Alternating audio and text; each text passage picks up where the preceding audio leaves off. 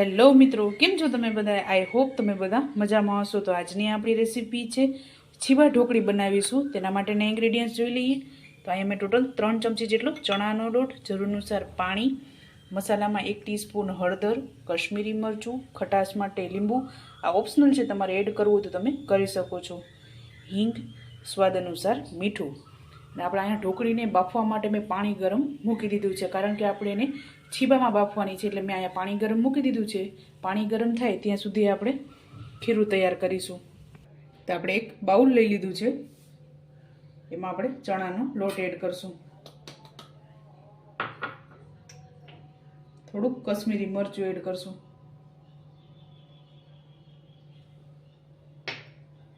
હિંગ એડ કરશું. હિંગ કે અજમો તમે કોઈ પણ લઈ શકો છો, કારણ કે ચણાનો લોટ છે એટલે આપણે પાચનમાં હેવી પડે, તેના માટે મેં હિંગ એડ કરેલી છે.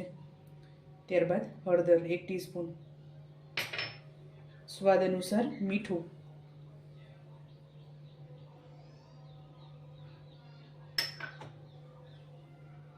અને હવે આપણે આમાં પાણી નાખી અને આનું ખીરું તૈયાર કરીશું.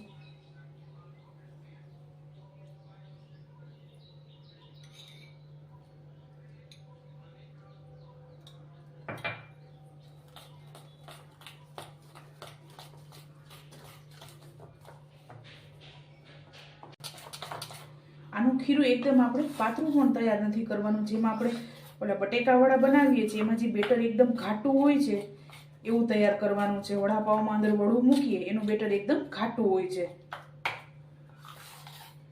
અને એકદમ પાતળું બનાવશું તો આપણે જ્યારે પાણીમાં છીબું આપણે ઊંધું રાખીશું તો એમાં અંદર પાણીમાં પડી જશે.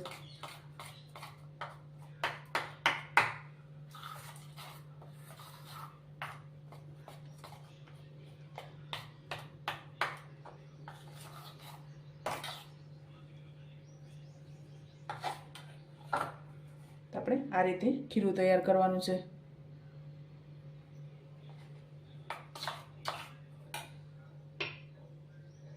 ત્યારબાદ લીંબુ એડ કરીશું. 1 ચમચી જેટલું છે. ખાંડ પણ એડ કરી શકો છો. જો ખાટી મીઠી તમને ભાવતી હોય તો તમે આમાં ખાંડ પણ એડ કરી શકો છો.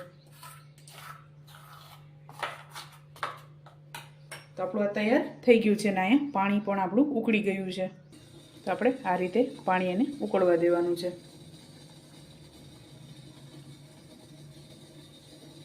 તો અહીંયા મેં આ રીતે છીબું લઈ લીધું છે. આપણે આની ઉપર જે વાસણની ઉપર છીબું આવે માપનું, તે જ માપનું આપણે લેવાનું છે. તો હવે આપણે આમાં ખીરું એડ કરીશું.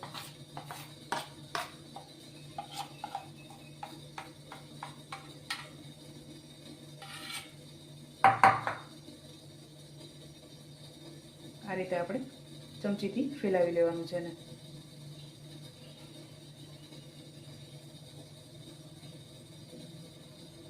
તો આપણે આ રીતે તૈયાર કરી લેવાનું છે ખીરું. ત્યારબાદ હવે આ રીતે પાણીમાં ઊંધું રાખવાનું છે, અને ગેસ આપણે ફૂલ કરી લેશું. હવે આપણે આને મીડિયમ ગેસ ઉપર વરાળમાં પાકવા દેશું 4 થી 5 મિનિટ માટે જ.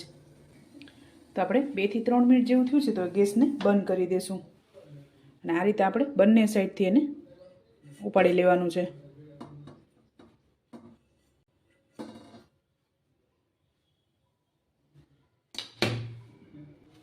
તો આપણે આ તૈયાર થઈ ગઈ છે, તો આને ઠંડી થવા દઈશું. ત્યારબાદ એનું કટિંગ કરીશું, કરી લેશું આ રીતે.